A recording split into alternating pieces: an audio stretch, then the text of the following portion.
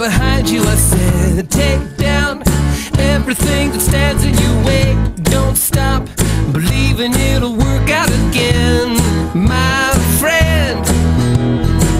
Stand out and be a part of everything good. Wake up, you're gonna be all that you should. Try out all the things you always wanted to be.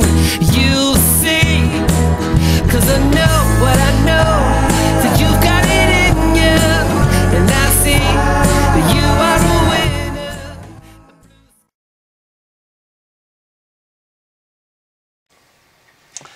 I just came back from the store and I feel like having a bit of a rant about an experience that happened to me tonight. It also happened to me yesterday, and it seems like the older I get, the more it happens.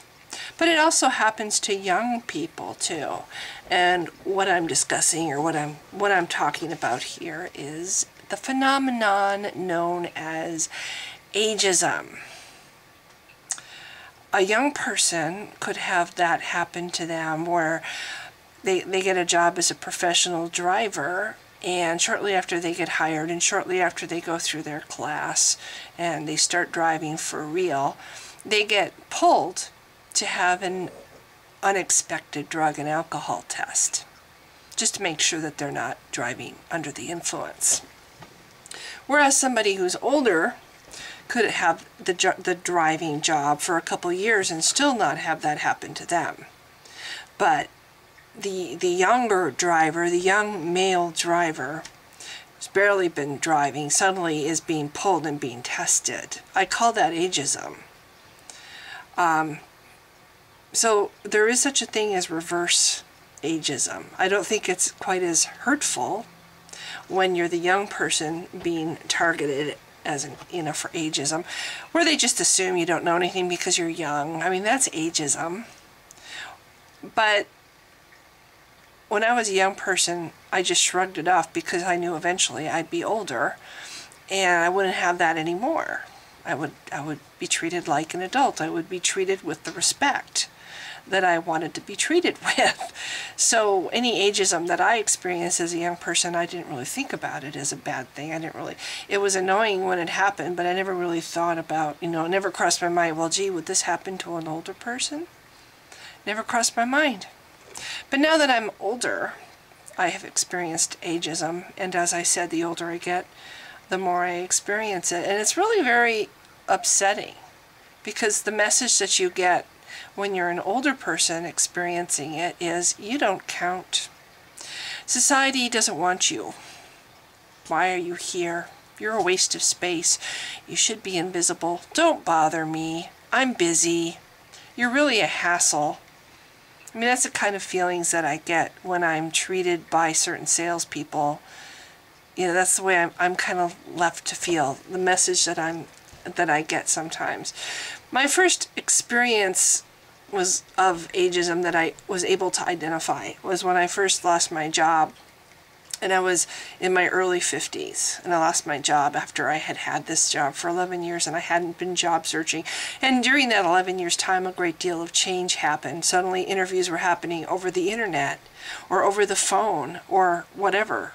You were making video interview whatevers.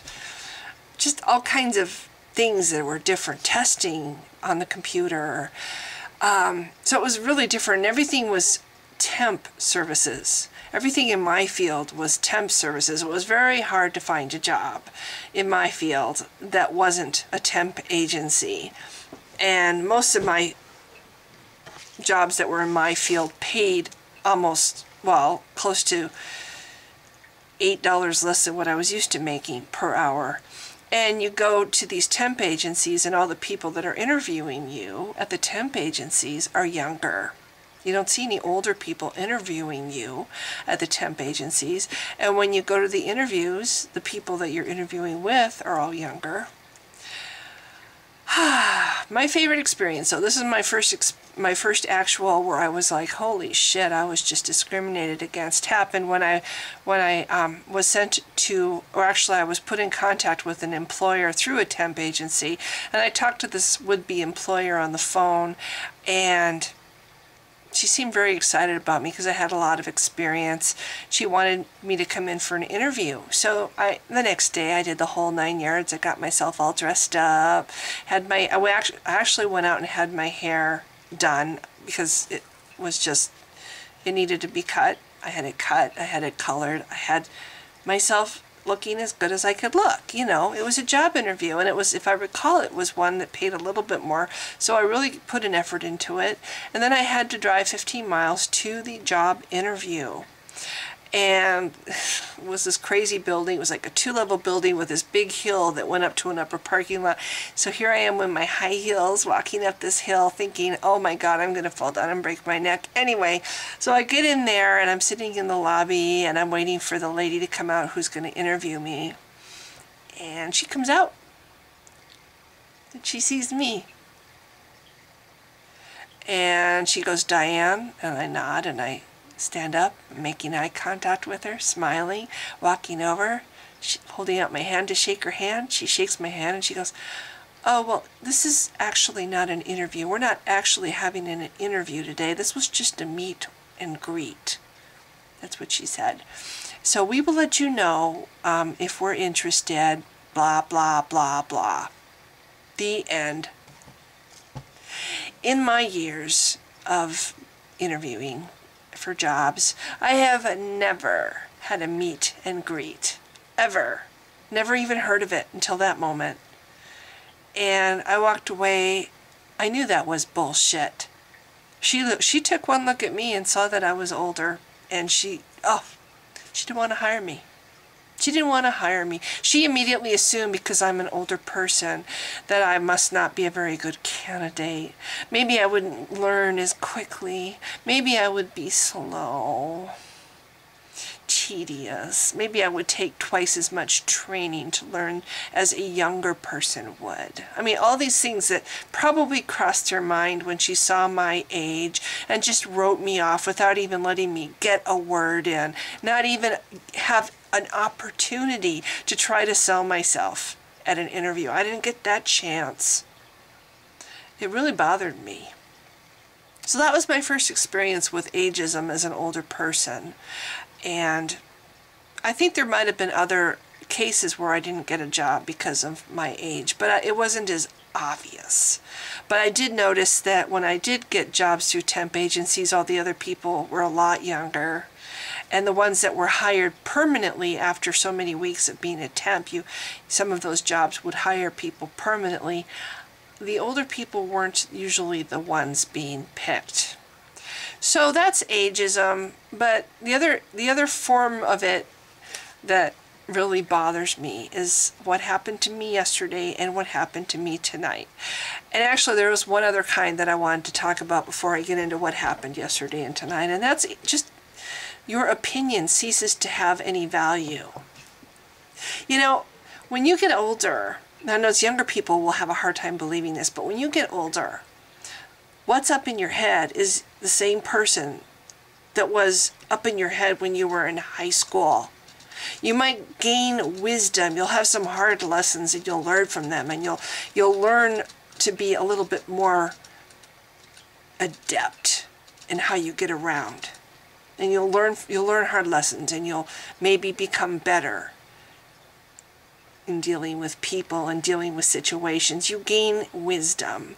But what is up here is the same person that was up here when you were in high school, or when you got married, or when you had your first child, or when your child got married. I mean, that person stays there in your head. It never gets replaced by some other person. And so that person that's in your head, that's been there in your head, is still looking around at wonder, just in wonder at the world, and hoping for tomorrow, and hoping for a dream. You still have dreams. You still have hopes, ambitions. You still want to count in the same way as you always did. I mean, you still feel like you matter. You still feel like you have value and something to offer. And, you know, you don't ever change inside, and you still look around you and hope for things, the same things that you used to hope. You still wonder what you're going to be when you grow up, even when you're 50-something. You still wonder what you can make of your life, what you can do, what you can fulfill, what you can create, what you can discover. You still wonder all those same things. And when you see somebody younger than you who has really cool hair or a really awesome tattoo, or my God, look at that girl, look at how she's dressed, that is such an awesome outfit.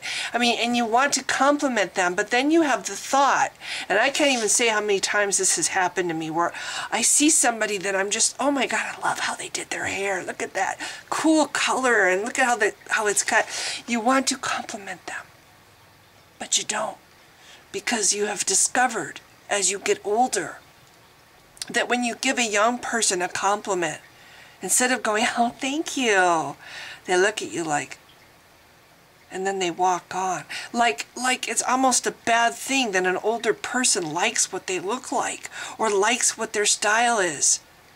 Like, oh my God, maybe it's not cool after all because this older person likes it. Oh my gosh, maybe I need to rethink what I've done here because an older person told me it looks good. It's like, really? You think that an older person still has somehow lost their ability to see something and appreciate its beauty or its originality or its spirit? You think older people are blind to what looks good? And our opinions no longer have value. In fact, our opinions are bad. Oh my God, I better do something to my hair because that older person just told me they liked my hair. That's something I get all the time, and I have learned to try not to say when I like somebody's shoes or I like somebody's blouse or whatever. I try not to say anything because I know that young person is going to not take it in a good way. They're going to be, if not offended, they're going to be worried. Oh God, what's wrong with this? What did I do wrong? This older person likes the way I look. That's something I noticed, and I've noticed that for quite a while.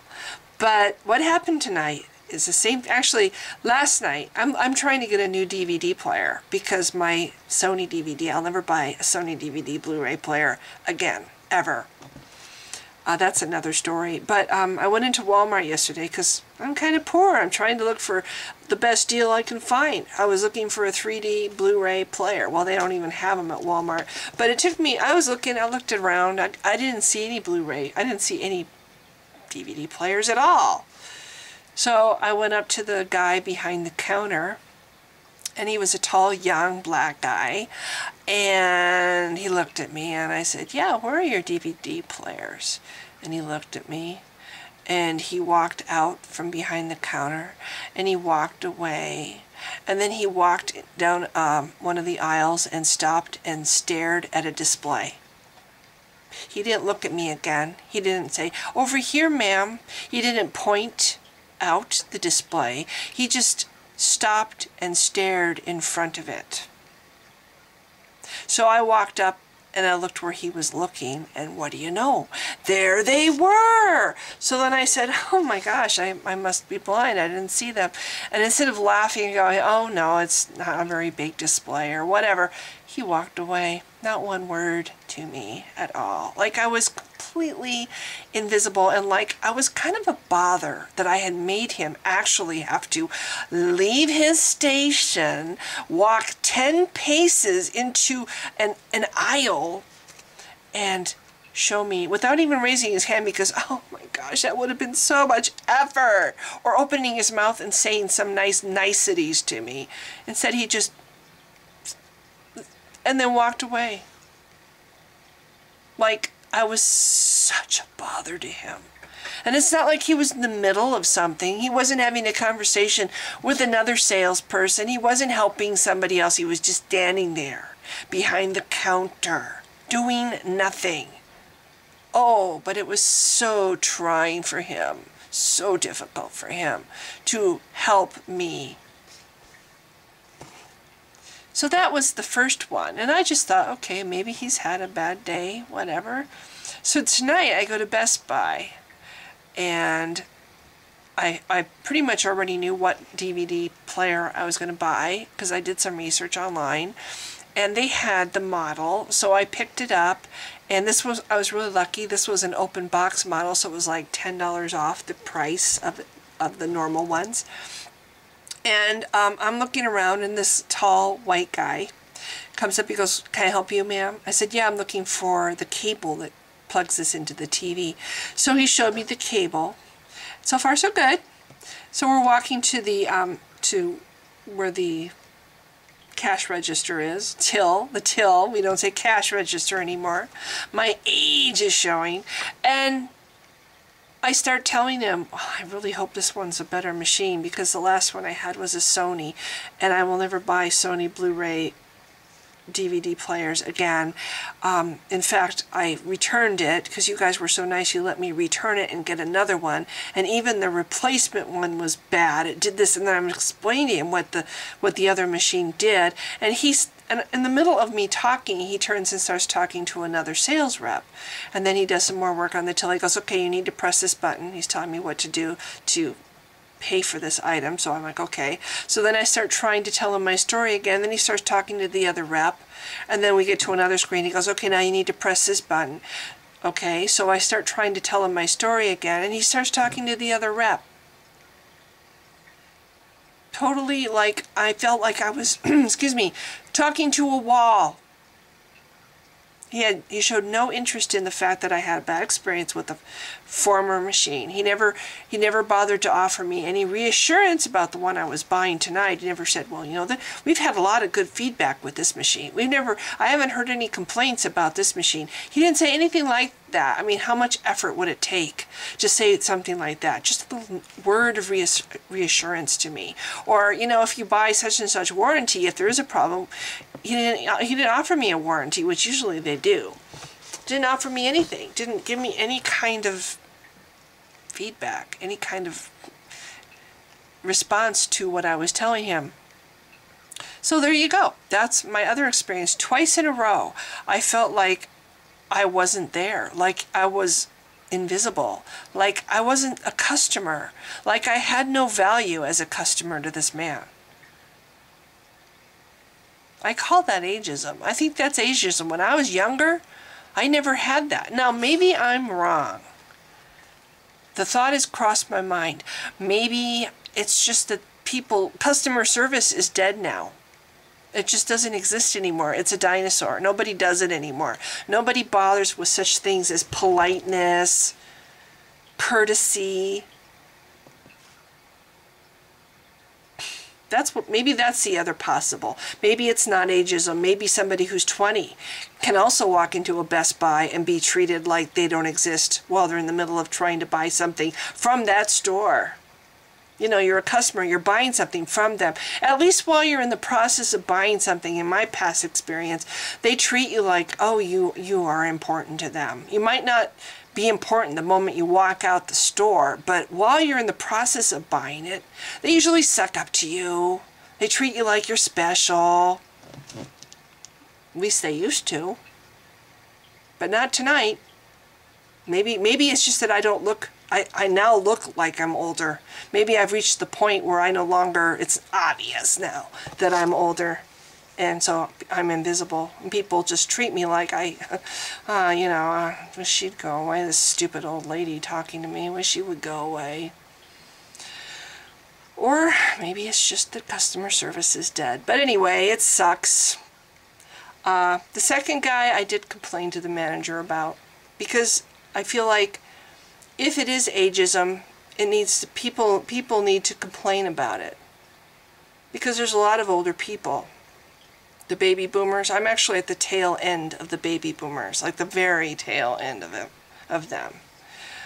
We're all getting to be up there, and there's a lot of them. There's going to be a lot of old people walking around that nobody wants very, very soon, which is really kind of special when you think about all the things that Trump is doing to sabotage the baby boomers that are coming into retirement age. Yeah, there'll be a lot of old people on the street, living in boxes, living on the streets, living in entryways in stores, I'm just hoping that I can avoid that. Honestly, I've thought about this before, and if it comes down to living on the street or living in jail, I will go to jail before I will live on the street. At least in jail, you get health care, you get meals every day, you get a warm place to sleep. And if you're older, an old woman, a wrinkled old woman, you probably won't get raped. So that's my hope for the future. Either I'll live in a cardboard box or I'll go to jail. But I don't want to start another whole subject with Trump, but I don't feel very good about the future. I feel like we could be getting nuked any day, and the whole age getting older thing might be a moot point for me anyway, because I live where the nuke would most likely fall. And if the nuke did fall, I have a president who he would laugh at the blood, and then he might pretend to be sad for about 10 minutes, and then he would go play golf. Anyway, I'm hoping I can put this video up. This is my first video trying to use my new video editor that I bought. We'll see. If you've been watching, thanks. Bye! I am absolutely convinced that the main source of hatred in the world is religion. And I think it should be religion treated with ridicule and hatred and contempt. Share the same weather, winter or summer, May or September, the 4th of whenever, it's better together. Let's get together. Home is where